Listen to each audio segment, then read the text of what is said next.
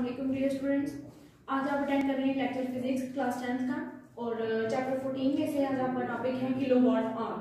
ठीक है, पहले जो जनरल चीज़ें आती हैं उसमें ये है कि पावर है जो उसका यूनिट आपके पास आ गया था वॉट। ठीक है, फिर आपने ये देखा था कि जो वॉट है वो किसके इक्वल आता है, 1 watt is equal to 1 ampere multiplied by 1 volt. ठीक है, ये चीज आ गई थी। अब नेक्स्ट आपके पास जो चीज आती है वो आता है किलोवाट आवर। तो इसको आप देख लें, it is the amount of energy delivered by a power of 1 kilowatt in 1 hour. ठीक है, ये भी एनर्जी की अमाउंट आती है। ठीक है, एनर्जी की अमाउंट आ रही है और ये कहाँ से आपको मिलती है कि जब आपके पास पावर आती है 1 किलोवाट की। ठीक है, जो आपने पीछे पढ़ा था 1 वाट है वो 1 वाट इक्वल आएगा एम्पेयर मल्टीप्लाइड बाई वोल्ट के, लेकिन यहाँ पर किलोवाट है तो यहाँ पर 10⁻³ का प्रीफिक्स यहाँ पर यूज होगा इसके साथ। ठीक है, मतलब कि अगर आप सिर्फ वाट की बात करते हैं तो ये आ जाएगा एम्पेयर मल्टीप्लाइड बाई वोल्ट। ठीक है, ये चीज आ जाती है। जब आप किलोवाट की बात करते हैं तो यहाँ पर किलो वाट आ जाता है, मतलब कि 10⁻³ और इसके साथ वॉट आ जाएगा, मतलब कि यहाँ पर किलो की जगह पर 10⁻³ का प्रीफिक्स यूज हुआ है। ठीक है, तो इसी यूनिट को मजीद आपने जब इलेबरेट किया है तो इसकी इलेबरेशन में इसके साथ एक प्रीफिक्स इन्वॉल्व हुआ है किलो का और साथ में आप बात करते हैं और की। ठीक है, तो यहाँ पर ये जो पावर है ये यूज हो रही है और इसके साथ टाइम इंटरवल यूज हो रहा है कि कितने टाइम के अंदर कितनी पावर कंज्यूम हुई है। ठीक है, तो ये आपके पास आ जाता है। अब यहाँ पर जो किलोवाट आवर है इसकी बेसिक डेफिनेशन में तो ये है कि amount of energy delivered by power of 1 kilowatt in 1 hour. यहाँ पर जो 1 किलोवाट की बात की है ये ऑलरेडी बताया जा चुका है कि जो किलोवाट है ये यही जो पीछे आपने पावर का यूनिट फाइंड आउट किया था, पावर का जो यूनिट है वॉट है। ठीक है, अब इस वॉट के साथ प्रीफिक्स आप इन्वॉल्व करेंगे 10⁻³ की फॉर्म में तो ये एक यूनिट आपके पास आ जाती है और आर की जब आप बात करेंगे तो ये यहाँ पर टाइम इंटरवल को शो करता है। ठीक है, मतलब कि अगर एक आर गुजरने के बाद आपके पास पावर किलोवाट आती है, ठीक है, तो ये टोटल किलोवाट आवर एनर्जी बन जाती है। ठीक है, कि जब आपने फॉर एग्जांपल आप यानी कि आपने एक इलेक्ट्रॉन है या फिर एक चार्ज है, ठीक है, उस चार्ज को आपने एक पॉइंट से दूसरे पॉइंट तक मूव करवाना है। आप ऐसे भी कह सकते हैं कि आपने एक पोटेंशियल से दूसरे पोटेंशियल तक मूव करवाना है। अब वो पोटेंशियल हाई से लो भी हो सकता है और लो से हाई पोटेंशियल भी हो सकता है। ठीक है, दो पोटेंशियल के दरमियान आपने किसी चार्ज को या इलेक्ट्रॉन को मूव आउट करवाना है। ठीक है, आप कह रहे हैं कि आपने उसको जो टाइम इंटरवल दिया है वो 1 आवर का टाइम इंटरवल दिया है, मतलब कि 3600 सेकेंड्स उसको दिए हैं पास आउट होने के लिए। 1 आवर में 3600 सेकेंड्स को इन्वॉल्व किया जाएगा। ठीक है, आर आ गया और पावर, यहाँ पर पावर की कंजम्पशन जो देखी जाएगी वो ये है कि एक पॉइंट से दूसरे पॉइंट तक मूव करने में जो इलेक्ट्रॉन है ये चार्ज है उसने कितनी पावर कंज्यूम की है। ठीक है, अब उस पावर को या वॉट, ठीक है, उस पावर को जब आप टाइम के साथ यहाँ पर मल्टीप्लाई करेंगे तो ये आपके पास टोटल एनर्जी की वैल्यू आ जाती है। ठीक है, जो बेसिक इक्वेशन पावर की आपके पास आती है वो पावर आप देखते हैं कि वर्क डिवाइडेड बाय टाइम। ठीक है, आप यहाँ पर जब आप वर्क की वैल्यू निकालते हैं तो P multiply by T, denominator में यहाँ से आके मल्टीप्लाई हो जाएगा तो इक्वेशन आपके पास आ जाती है W equal to P multiply by T।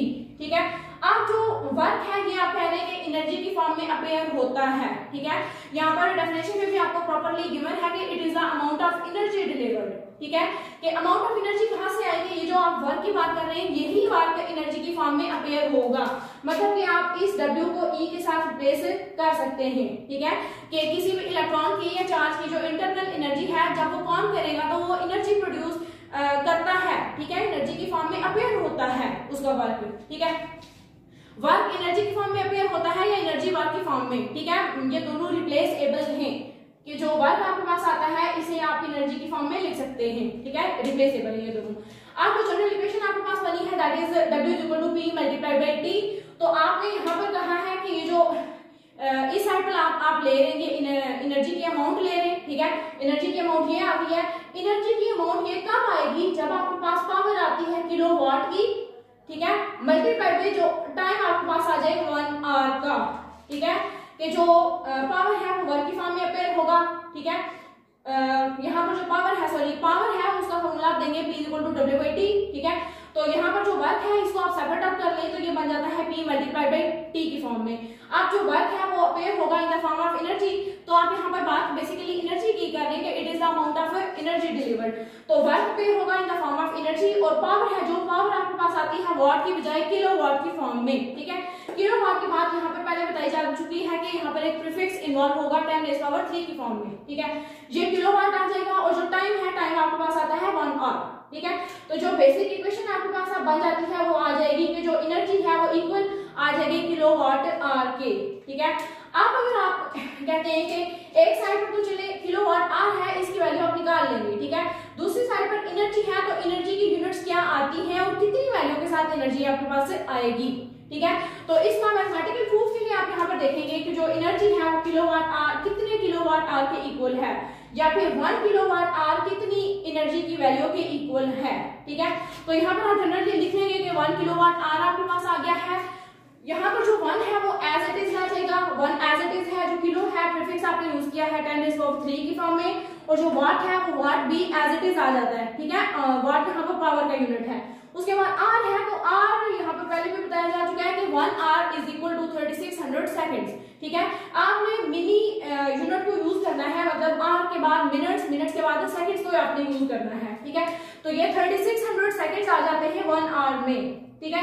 इन सब वैल्यूज को रिप्लेस करने के बाद आपके पास जो सिचुएशन बनती है वो ये है कि 3600 सेकेंड्स को आप यहाँ फर्स्ट ऑफ ऑल लिख लें, multiply by 10⁻³ as it is आ जाएगा, और जो यूनिट्स हैं यूनिट्स को आप मल्टीप्लाई कर लें कि ये जो वाट है ये मल्टीप्लाई होगा सेकंड के साथ, तो इन दोनों को आप सेपरेट आउट कर लेते हैं, ठीक है। अब यहाँ पर 3600 सेकेंड्स को आप प्रीफिक्स की फॉर्म में लिखेंगे तो यहाँ पर ये बन जाता है 3.6 into 10⁻³, ठीक है। ये इसकी जगह पर ये वैल्यू सारी आ जाएगी, और उसके बाद जो 10⁻³ है वो एज इट इज आ जाता है, और जो यूनिट्स आपने मल्टीप्लाई की थी वो यूनिट्स आपके पास आती है वाट मल्टीप्लाइड बाय सेकंड, ठीक है। अब यहाँ पर 3.6 एज इट इज आ जाएगा, और ये जो प्रीफिक्सेस आपने दोनों लिखे 10⁻³ मल्टीप्लाइड बाय 10⁻³, तो ये आपके पास एज अ होल बन जाता है 10⁻6 की फॉर्म में, ठीक है। अब यूनिट्स की जब बात करते हैं तो वाट मल्टीप्लाइड बाय सेकंड है जो ये आपके पास 1 जूल के इक्वल आता है, ठीक है। इस वैल्यू को जब आप रिप्लेस करते हैं तो watt multiplied by second will be equal to 1 joule, ठीक है।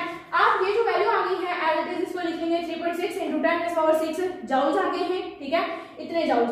अब जो 10⁻6 है ये प्रीफिक्स आप यूज कर लेते हैं यहाँ पर मेगा की फॉर्म में, ठीक है, मतलब कि 10⁻6 जूल है जो ये मेगा जूल की फॉर्म में आ जाएगा आपके पास, ठीक है। और वैल्यू आप किसकी फाइंड कर रहे थे 1 किलोवाट आवर की, तो 1 किलोवाट आवर है ये किसके इक्वल आया है 3.6 मेगा जूल ऑफ एनर्जी के, ठीक है।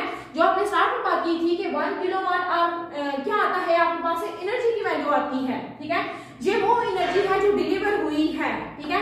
एनर्जी डिलीवर हुई है, कहां से डिलीवर हुई है कि जब आपके पास पावर आती है किलोवाट की, और टाइम इंटरवल आपके पास कितना आता है 1 आवर का या फिर 3600 सेकेंड्स का, ठीक है। तो ये आ जाती है कि it is the amount of energy delivered by a power of 1 kilowatt hour, कि जब आपके पास पावर आती है 1 किलोवाट और टाइम इंटरवल 1 आवर आ जाता है तो आपके पास जो एनर्जी है 3.6 मेगा जूल की फॉर्म में, तो ये आपके पास आती है किलोवाट आवर के इक्वल। That's it.